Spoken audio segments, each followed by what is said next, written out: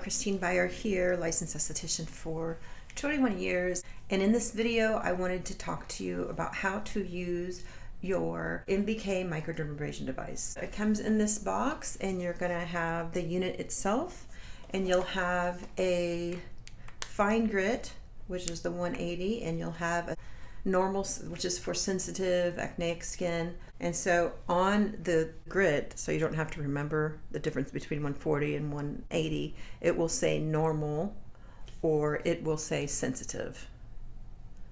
I'm going to be using the sensitive on myself. I have washed and dried my face. My skin type is really not the optimal skin type for this device, at least not everywhere.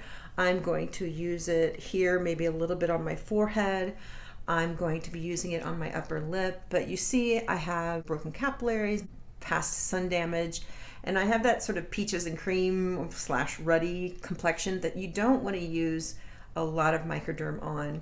Now, if you have a thicker skin that's slow to sort of react to anything, this is what we call in the business a lackluster skin. This is perfect for you. Okay, when you first get this, you'll want to charge it for 3 hours with this little charger.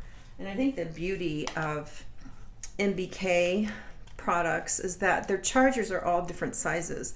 So I thank God, because I have so many devices. And you know, if you plug a device into the wrong charger, and sometimes it goes poof, not good.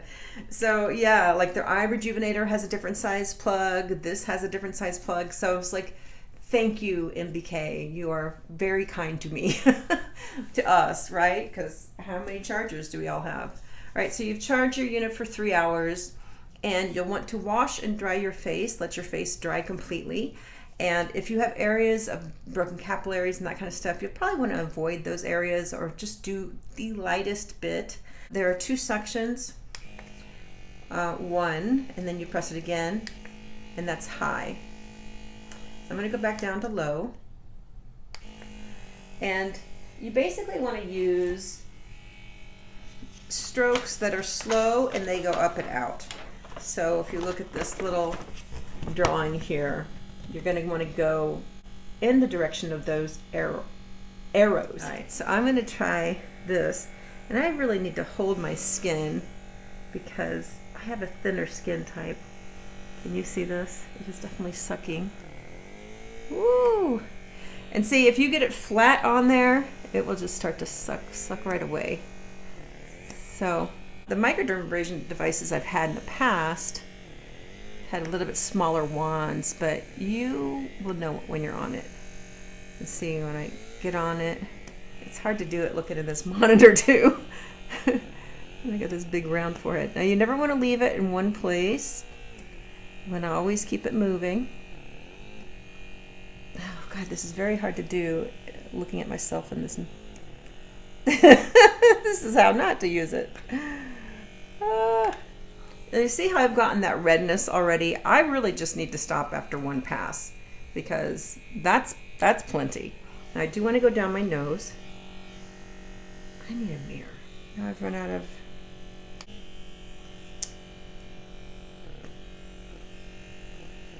Now I usually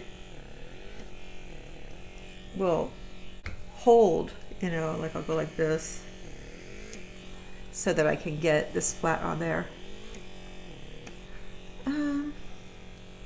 Yeah, and I wanted to do the lips. So you're going to want to hold the skin taut.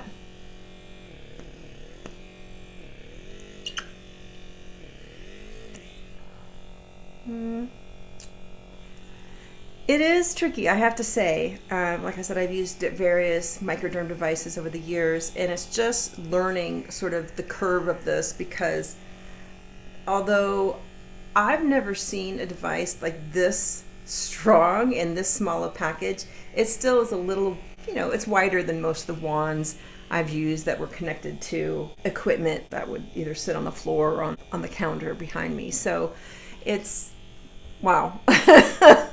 This is a strong device. So like I said, you only want to do up to about five passes max. They recommend no more than 5 passes.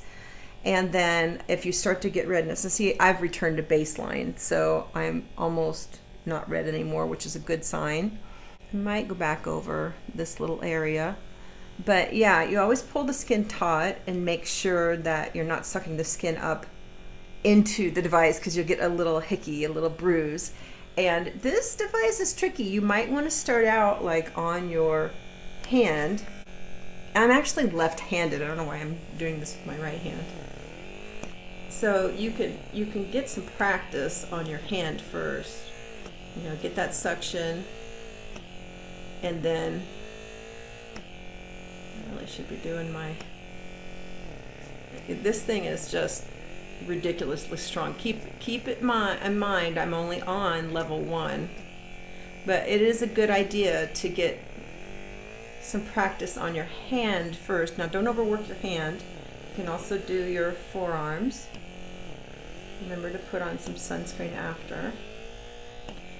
And this is kind of nice because it's doing that little where it turns a little bit chalky, because you know you've buffed off and sucked up some of those dead skin cells.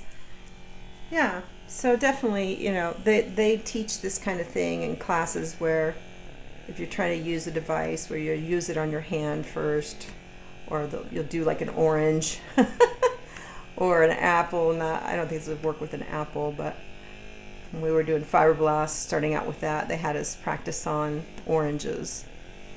So yeah, use your body parts, because this can be used anywhere on the body, except you wouldn't want to use this inside the eye orbit. Now you could press on the bone. Make sure you're on the bone. This is how you would do this if you wanted to get just a little bit of the crow's feet area. Tricky, no doubt. You'll just have to play with it.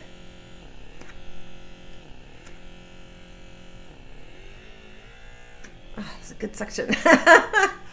All right, yeah. So you just want to be very careful with it. Okay, now I'm going to do that other side of the lip. So you'll hear it suck on, and you got to be ready to move. Oh. Woo! Now I've got the sensitive tip on, but I'm telling you guys, this is one strong handheld. I mean, this has won awards among estheticians. So take a closer look. Never ever want to over treat the area. Wow, that looks good. I have been using this on clients and notice it does a great job. There is a little bit of a learning curve, because you know, to get the suction, to get it flat, you hear the motor engage, right? There's a little bit of a learning curve of like the angling of the treatment head. You know, it's got to be like this. But you see how I'm pink, and that I really wouldn't want to do any more passes than that. Do a little bit here.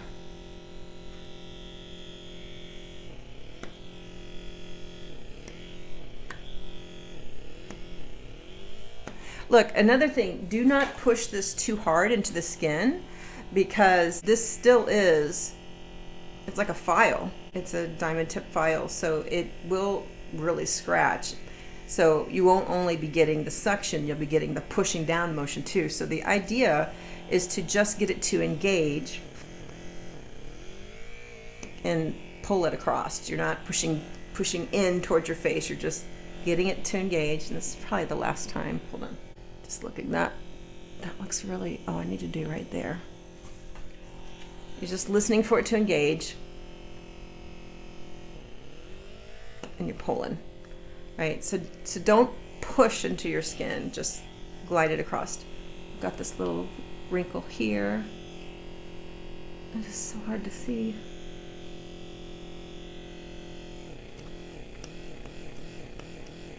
And you know, you can pull up. It's probably better to pull up. A little wrinkle there.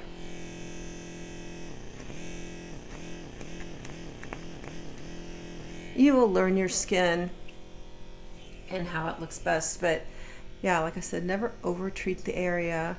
I think this is pretty much good for me. Oh,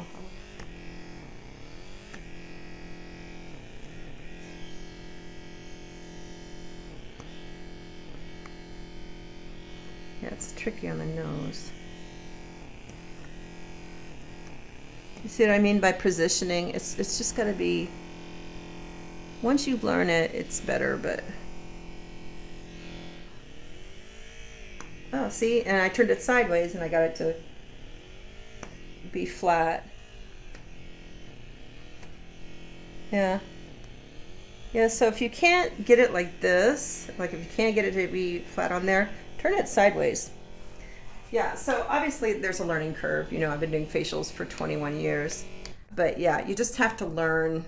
It's just a little tricky, is like how to learn how to make sure the suction's happening. So like I said, practice on your hands, practice on your forearms.